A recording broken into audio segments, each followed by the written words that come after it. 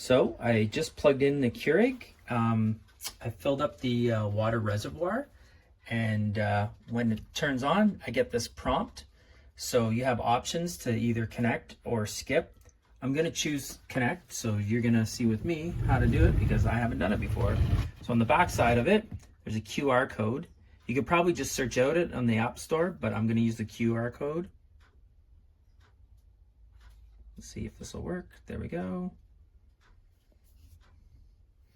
So open. There we go. I'm gonna get the app.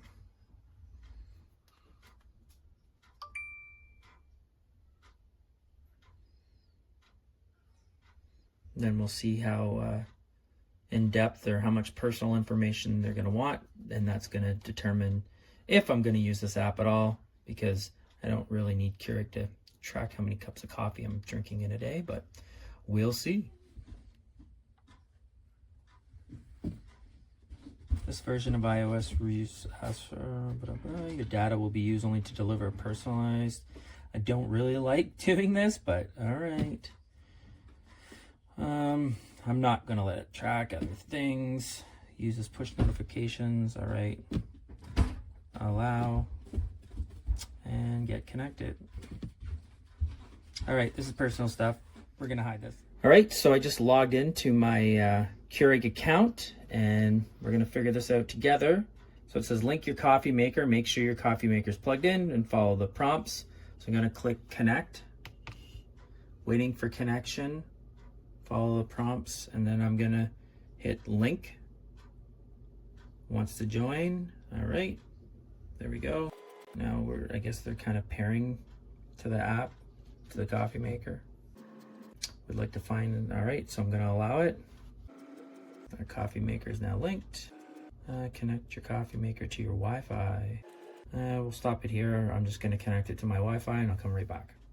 All right, so you missed the part where it just took a little bit to connect into my Wi-Fi. And the other thing I didn't show you was it wanted to track my location, which I said yes, but I don't really like that because it's sending you curated, I don't know, coupons or whatever. But anyways, this is where we're at now. So now it says Cafe Creations, so I'm gonna hit next. Coffee maker, and ready to brew. Insert a pod, place a mug under the coffee maker, and then tap this button. Got it? So here's where we're at. And it says Wi-Fi is connected. Next, we'll run a cleansing brew. So I'm probably gonna need a cup. I'm gonna grab a cup here. And I'm assuming I just do this. Do not insert pod, ensure water is filled, and place a mug on the drip tray and press K when ready. So this is gonna be a cleansing brew.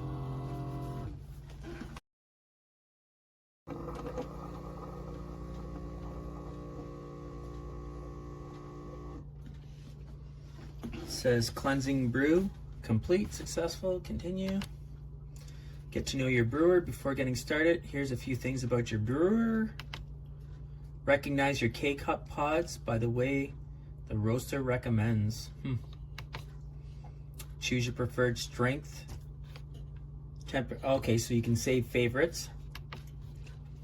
To make an iced drink, fill a non-glass cup with ice and brew, okay. And then hot water, dispense hot water and rinse between brews, so that's pretty cool. And press and hold the K to power off. Okay, so we're gonna make a coffee. I'm just gonna dump this water out. So I'm gonna brew my first coffee with this Keurig. I'm just gonna check for a second. Nope. All right, I'm gonna pop the pot in. That's pretty cool how it lights up there. It's probably reading the barcode anyways.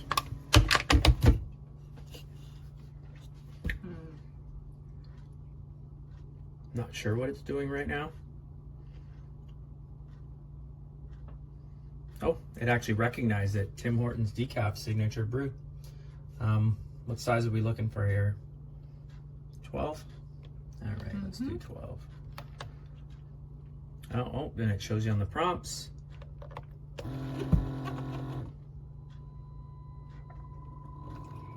Recognize your K-cup pod and customize the brew setting to make sure. Okay. Now, do you think this is gonna taste like real Tim Hortons? We'll have to wait and see. This does work. I can say to my wife, hey, go make me a Tim Hortons.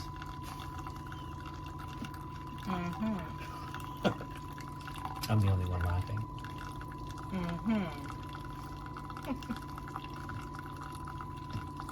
Funny guy. Funny guy.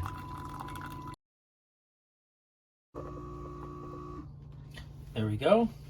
Our first successful coffee. I'm just gonna see if there's any dripping, which drives me crazy when you go to pull your cup and it starts dripping underneath. There's a little bit of mess here, but it's not too bad. So there's our coffee. Gonna put some cream in it, and yeah, we'll let you know how this goes. All right, so I just did the decaf. There's your pod here. I'm gonna remove it. Got the 5 holes. It's pretty hot, so be careful. So this I brewed in Keurigs before. We're gonna see if this one, it does have a barcode in it, so we're gonna see if it recognizes it or not. It's one of our favorites.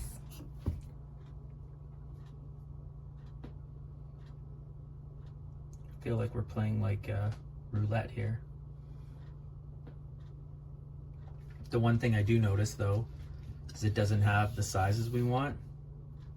It's just this classic brew. So it doesn't recognize the fact that it's a Zavita, but it looks like it's still gonna work, so that's good. So I am gonna go 12 ounces. Like I said, I use a Yeti mug, so I like to go up to 16, which is too bad it doesn't give you that option.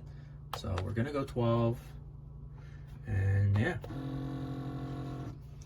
Looks like my Zavita K-Cup works. And you'll be able to read more about it in my review. And before I let you go, this is what we're at now. So we've had 2 coffees, plus we did the initial rinsing of the machine. And this is where we're at for the water.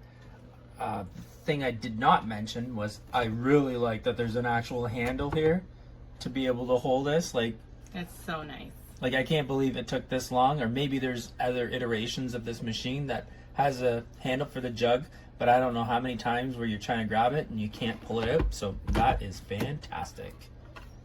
This is my Keurig cafe style brewer. I have been enjoying it for a month now, and it's the thing I look forward to every morning when I wake up.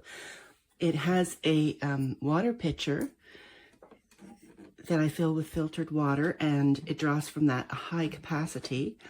It has a milk frother, and on the frother you have 3 different controls. There's the blue is for ice drinks, and then there are 3 levels of heat and froth. As you can see, okay, I'm going to go blue here because I'm going to brew over ice. As you can see, I have a regular coffee that I've brewed. I have a cappuccino beverage that I've brewed, and this one I'm going to use on ice, so I'll take off these so I can get my tall glass under, which I've already prepared with ice. Okay, I have a used pod as it shows here, so I will just remove that. Discard it.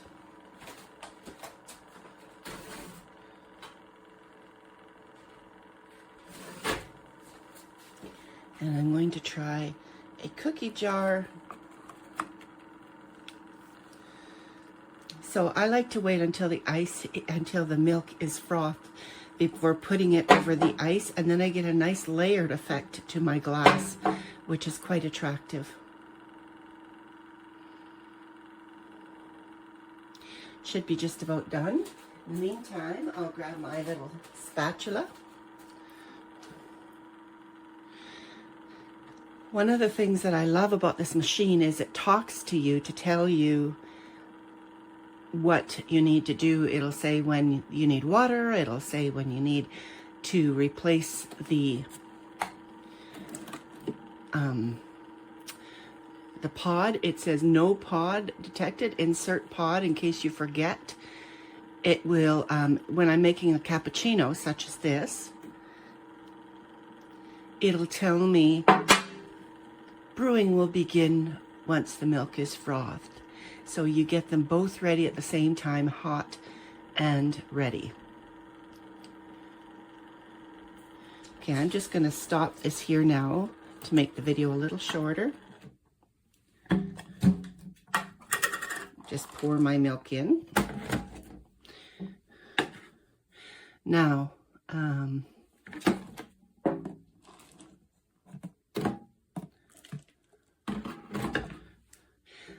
going to choose brew over ice, this feature. Oh, insert pod, it's telling me. That's right, I forgot I had taken it out. Brew over ice. It says brew directly into an ice-filled cup, and then I touch the K and it begins.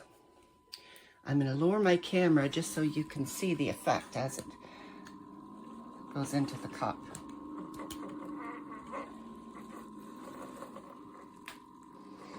You can see a layer of brown is starting to form. It makes quite a nice drink. It's like a coffee shop experience without the big bucks. And you know exactly what's going into it. In my case, I have lactose-free dairy milk and the pods of my choice. As you can see, quite a pretty effect is created when you brew over ice like this.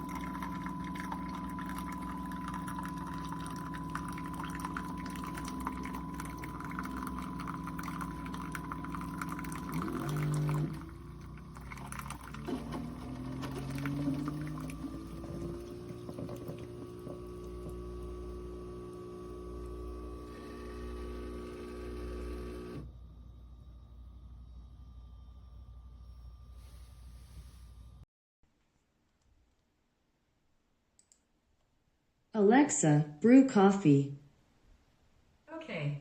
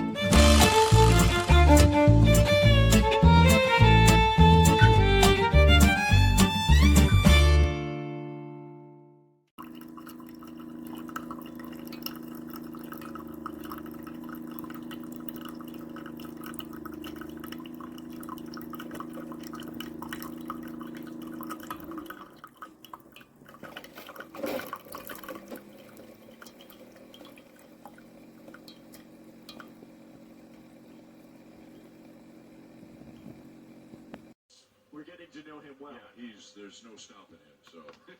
That secondary lead at second base is very important. Grounded to short, to second one, and back to first, double play. The third double play turned by the Yankees.